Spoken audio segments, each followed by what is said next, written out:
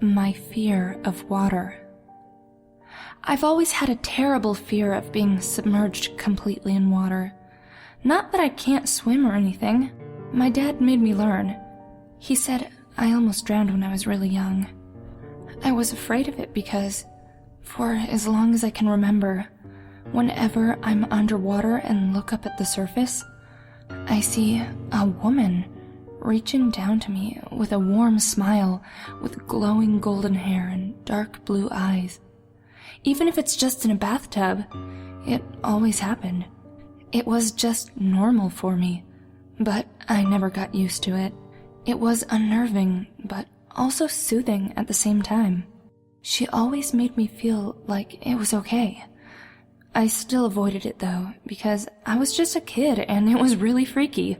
I never told my dad about it as a kid, but I did ask him about my mom. He never wanted to talk about her. Sometimes he even got mad at me for trying too hard to bring it up.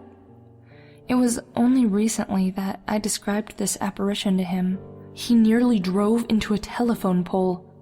Obviously, he knew something. I asked him again about my mom. He still would not say much, except that when she died, I was very young, and that she loved me very much. He also admitted that her hair and eyes were those colors, just like mine. So I did some research on my own. I looked up her name for myself on my birth certificate, trying to find any references I could. I even looked up any news clips about a child nearly drowning. Anything. I mostly wanted a picture. Something I could match to my guardian angel. Today, buried in our town library, I found it. Winchester, Mary Withy, 28, drowned to death yesterday evening after climbing a razor wire fence and fleeing to a nearby reservoir. A funeral is scheduled by her family for the 25th. Mary was institutionalized just 6 months ago after being found not guilty of attempted murder on the grounds of insanity. Her husband, Daniel Withy, had acted quickly enough to rescue their infant child when she was found trying to drown them in a bathtub. Seaweed. My grandmother grew up in the slums of Prohibition-era Chicago. Her family lived in a small house near the harbor, and one of her earliest memories was of a particularly hot summer. When seeking respite from the heat, she and her sister discovered a seldom-used section of the boardwalk near an abandoned warehouse. Every night for several weeks, the two girls would make their way down to the docks and sit together on the edge of the pier as the sun went down. My grandmother vividly, and for a time fondly, recalled the feel of the seaweed beneath her toes as she and her sister dangled their feet into the murky water. It wasn't until years later that she returned to the pier and found that the warehouse had been demolished. Curious, she made an inquiry to the Department of Planning and Development. Apparently, the warehouse had been owned for a time by the mob, who was using it as a base of operations for a local prostitution racket. It had only been uncovered when an associate began disposing of rival hookers by fitting them with concrete shoes and dumping them into the harbor. Investigating officers had recovered nearly 24 bodies from the waters of a secluded pier nearby. How had the bodies been discovered? A passing fisherman spotted some of the victims' hair floating near the surface of the water, like seaweed. The lake. I always hated swimming in lakes as a little girl.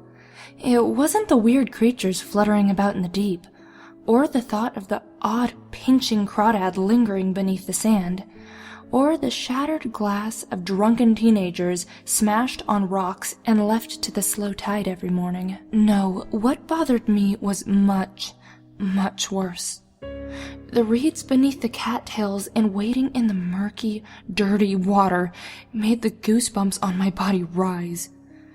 It wasn't the duck itch my family and friends constantly caught, or the bites of the odd water beetle. It was the clinging, the grabbing. Nothing hiding within the unseen vegetation could be as terrifying as the pulling and ripping of the plants that cling to the body of the waiting children in that river. My friends enjoy swimming. The water is an intense, deep green, but it doesn't bother them. They enjoy catching the odd minnow together and supporting one another on their shoulders, wrestling. I can't enjoy it. I won't. They know better than to knock me out of my canoe or throw me off the dock. I would rather watch when I can. Often I find it unbearable to watch them, seeing the green wrappings being pulled from the water, wrapping themselves around their arms, chests, and necks of my friends. I shudder and continue to paddle, doing my best not to snag any of the botany that might find itself netted onto my oars. They tried to get me in the lake once, and only once. I pounded on Darren's back, screaming for my life. It wasn't just a joke to me. He laughed as I fell to the water, which seemed like an eternity. How would I swim back to the dock with all of those reeds around? I regurgitated after surfacing. I was disgusted. I was crying. I stood on my tiptoes on the corner of a tall rock beneath the shallows, telling everyone that I couldn't move. Darren retrieved me from the canoe, almost tipping it as he pulled me. I screamed again as I found a small lily clinging to my big toe. I want to tell my friends to get out each and every time. They prod and poke fun at me every time I put my bathing suit on and go into the canoe. But I won't go into the water. They don't understand my terror or where I'm coming from. They don't know my secret. 2 years ago, before I had met all of my closest friends, I loved swimming. I caught tiny fish and didn't care for the plants that repulse me today. I had a specific part of the lake I loved to swim in. It was mine. There was a small path nobody else took that led to a green forested dip where I had tied a rope to a swing on a huge coniferous tree. I was alone and secluded. It was beautiful. The dragonflies buzzed and the odd jays would bicker among themselves.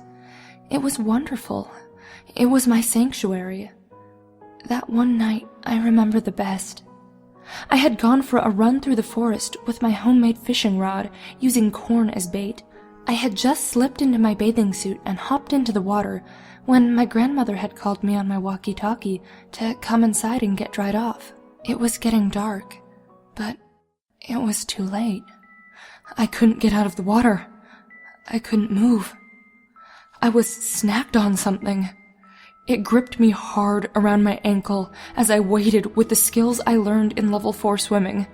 I struggled and pulled, trying to look down to identify what was wrapped around me. I pulled and pulled, and it seemed to weakly pull back. I slowly grew terrified. I put my arm into the depths to break what was holding my leg. I couldn't. It was thick, like the branch of a tree, yet hard to grip. I grew into a panic. Help slipped from my lips, although nobody was around. Finally, as quickly as I was snagged, it just seemed to slip off. I swam as fast as I could to the shore and stared back. Water pounded rocks on the shore, but there was nothing. I got dressed and ran home, my heart still pounding. After a good night's sleep, some Sega Genesis, and pancakes for breakfast, I ran out of my RV ready to go swimming again. The jays cawed once more, and I ran around the paths through the forest, watching the odd scampering chipmunk or breeding dragonflies until I was lost. I meant to get lost. It was more fun that way. I loved exploring, and I was too nervous to go back to where I had been swimming before. I walked for what seemed like hours, just as I had when I first found my spot. but I was surprised. There was someone else. I watched, hidden between the trees. A man on a small boat throws a bag into the water, tied to an anchor. From the bag, I see a hand grasping for its life as it sinks into the depths, into the reeds.